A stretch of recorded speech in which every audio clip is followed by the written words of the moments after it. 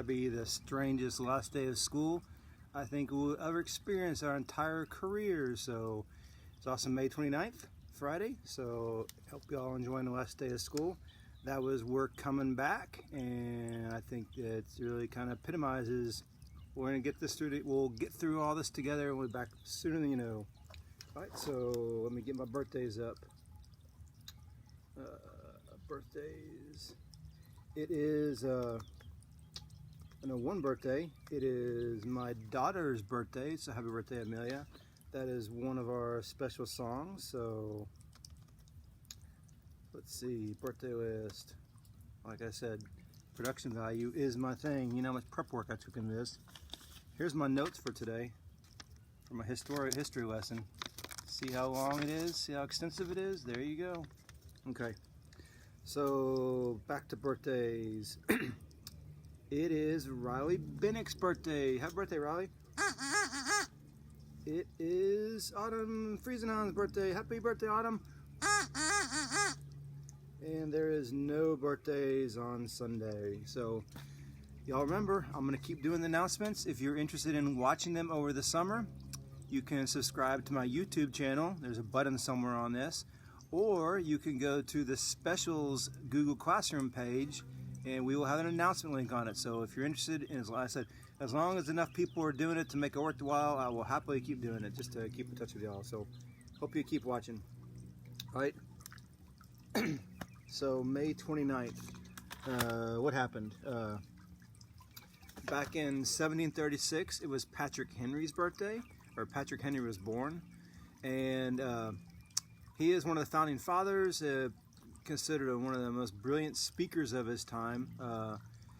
He was one of the ones pushing for the revolution to get started. He also was very adamant about states' rights and was actually against the Constitution, and helped us get a Bill of Rights in the Constitution, because he was worried that having a national government with too much power would override the states and local control. And so he helped us get a Bill of Rights, and thank goodness, because that is kind of the backbone of our liberties and our freedoms in this country, right? Especially the First Amendment, the freedom to kind of think and, you know, be yourself and like express yourself, and, you know, that's what we're about, right? Also in 1932, it was the start of the Bonus Army incident in Washington, D.C.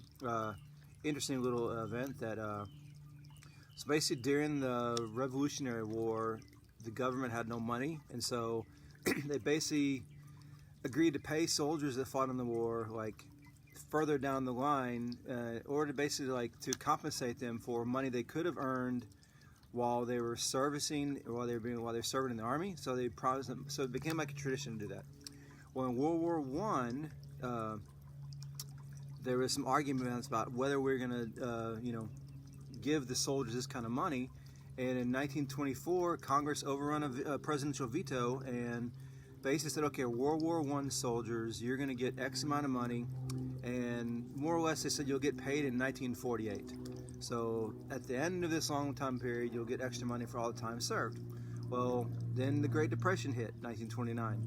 And in 1932, on May 29th, basically about 10,000 soldiers, World War I vets, and their families marched into Washington, D.C. and put up, in essence, a Hoovertown, or Hooverville.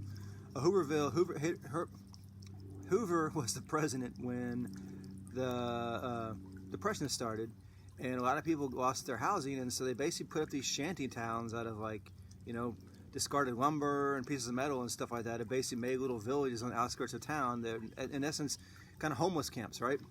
And the veterans who marched in Washington built one of these pretty close to the middle of downtown Washington, D.C. A very organized one. They had like parades and streets. It was laid out really nice and clean. But in essence, this 25,000 person village or little small town broke up in the middle of Washington, D.C. of these veterans, demanding that they get their bonus checks now instead of 1948. Well, Hoover was having none of it, and this went on for a while, and you can imagine it was kind of pretty controversial. All these veterans in Washington, D.C. asking for money, living in essence a homeless camp, and this standoff between the the government and Congress, stuff like that. And Hoover eventually sent the army in to break up the camp. Oddly enough, it was one Douglas MacArthur, who went on to fame during World War II, actually broke this up. But that started today in 1932.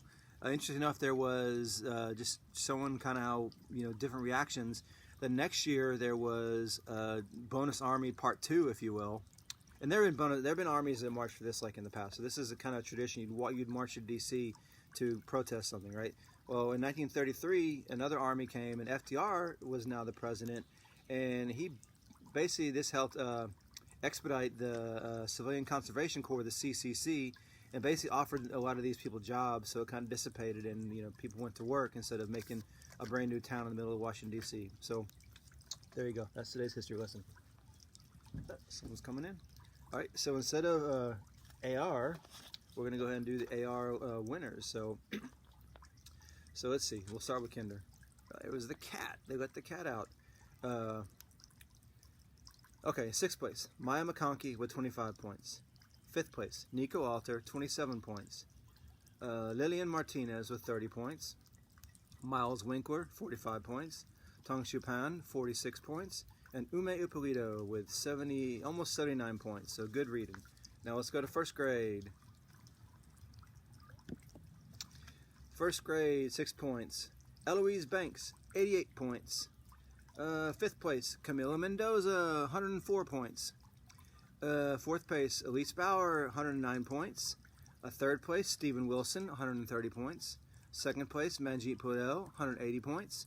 And 1st place, Bailey Goins, 209 points. Good reading, y'all. Now 2nd grade, 6th place, Sulemi Paul, 136 points. 5th place, Tatiana Gomez, 142. 4th place, Avery Mahar, 231. 3rd place, Ethan Wang, 262. 2nd place, Dylan Moreno, 265 points.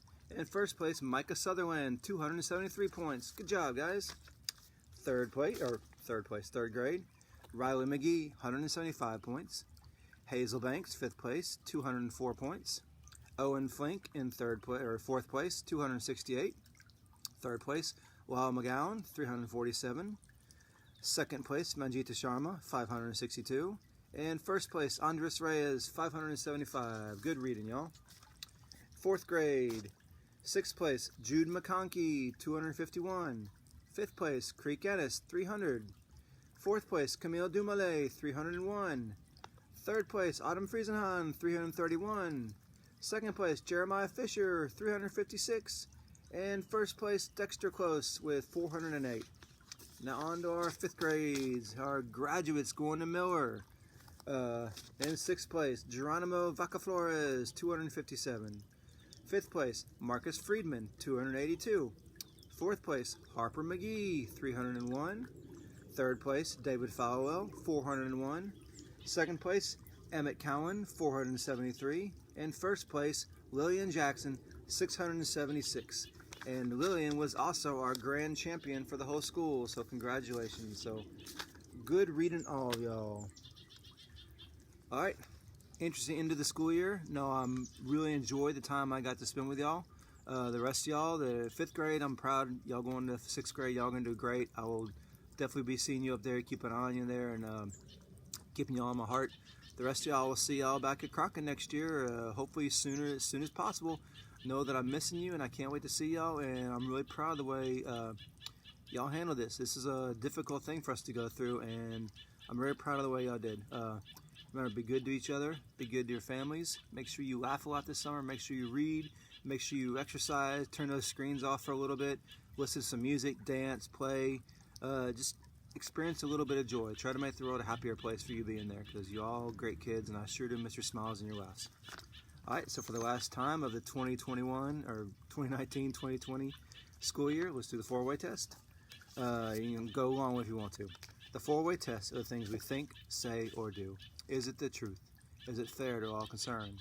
Will it build goodwill and better friendships? Will it be beneficial to all concerned? Our virtue this month is honesty. How are you showing honesty, Crockett? Remember, be safe, respectful, responsible, and remember, subscribe to my channel or look on the Google specials page. You want to keep watching this, And no, I miss you. And if you see me around town, wave. And got an update. Coach Jones is halfway through his 100-mile bike ride. I tried to convince him to do it wearing like a World War I style gas mask, and I don't know, he didn't do it. So, all right, if you see us around, wave hi. All right, bye guys.